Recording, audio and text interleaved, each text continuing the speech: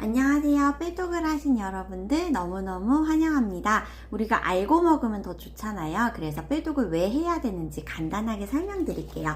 우리가 독소가 엄청 많이 쌓이는데요. 기존에 독소가 쌓여있는 것들 뿐만 아니라 영양 밸런스가 무너져도 쌓이고요. 노화로 인한 독소도 만만치 않습니다. 우선 심장에서 쿵쾅하고 피를 보내면요. 간으로 갔다가 이렇게 돌아오는 거를 혈액순환이라고 하는데, 간에서 다 걸러주면 너무 좋겠지만 30% 정도는 걸러내지를 못해요. 그거는 술, 담배, 그리고 인스턴트, 편의점 음식도 엄청나고요. 병원약, 그리고 이런 환경오염, 미세먼지 이런 것들도 걸러내지를 못해요. 이렇게 깨끗한 피랑 아닌 게 섞여서 돌다 보면 당연히 독소가 쌓이겠죠. SBS 다큐에서 바디버든이라는 용어를 설명한 적이 있었어요. 한 1, 2단계에서부터는 구내염 자주 생기고 감기 자주 걸리고, 그 다음에 3, 4단계로 가면 고지혈, 콜레스테롤, 당뇨 이런 대사증후군도 해당되고, 그거를 계속 방치하다 보면 6단계로 올라가서 암이나 죽음에 이르게 된다. 그래서 해독을 빨리 해라, 이런 취지에서 다큐를 찍었었거든요. 물을 정화하는 방법 한번 생각해보면 좋을 것 같아요. 더러워진 물을 정화할 때요, 깨끗한 물을 막 붓고 약품 처리를 하고, 깨끗한 물 붓고 약품 처리를 하면 물이 깨끗해지는 과정을 거치게 됩니다. 우리 몸도 마찬가지예요. 이 점프 스타트 기간에 건강한 음식을 막 많이 넣어주고 점프 스타트를 먹어요. 그러면 기존 독소가 깨끗하게 비워내는 과정을 겪게 되는 거예요. 총 90일 동안 15일에 집중하는 이유가 바로 이거예요. 기존 독소를 묵은 때를 청소해 주는 건데요. 15일간 비우기, 그 다음 15일간은 실제 감량기, 마지막 60일은 그거를 유지하는 유지기간이라고 보시면 돼요.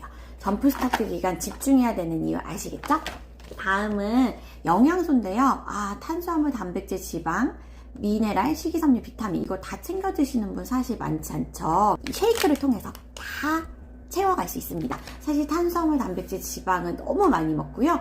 미네랄, 비타민, 식이섬유는 거의 안 먹는, 영양 밸런스가 무너지는 거를 많이들 겪고 있어요. 그래서 한 끼를 반드시 쉐이크를 드셔주시는 게 하루 영양이 생기는 지름길이고요. 사실 병에 걸렸기 때문에 살이 찌는 겁니다.